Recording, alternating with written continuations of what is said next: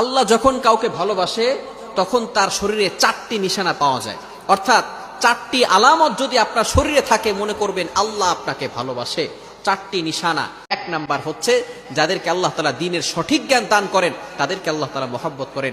Number 2, দ্বিতীয় number হচ্ছে যারা বেশি বিপদে পড়ে আল্লাহ তাআলা তাদেরকে মহব্বত করেন। যার শরীরে দেখবেন একের পর এক বিপদ আসতেছে, অসুস্থতা আসতেছে, বারবার বিপদ, একের পর এক বিপদ, একটা বিপদ যাওয়ার পর পরে আরেকটা বিপদ আসতেছে, আপনি হতাশ হবেন না প্রিয় ভাই। আল্লাহ তাআলা আপনাকে ভালোবাসেন। এই কোটি কোটি মানুষের ভিতরে আল্লাহ তাআলা আপনার প্রতি ফোকাস করেছেন, আল্লাহ তাআলা আপনাকে ভালোবেসেছেন বিধায় আল্লাহ পাক রব্বুল আলামিন আপনাকে বিপদ দিয়েছেন। মনে রাখবেন নবীদেরকে আল্লাহ তাআলা বিপদ দিয়েছেন। ইব্রাহিম আলাইহিস সালাম খলিলুল্লাহ এবং মিল্লাতা আবিকুম ইব্রাহিম, যিনি সকল মুসলিম উম্মাহের সকল মুসলমানদের পিতা এবং সকল মুসলমানদের লিডার নেতা, সুতরাং ইব্রাহিম আলাইহিস সালামকে আল্লাহ তাআলা সবচেয়ে বেশি কষ্ট দিয়েছেন।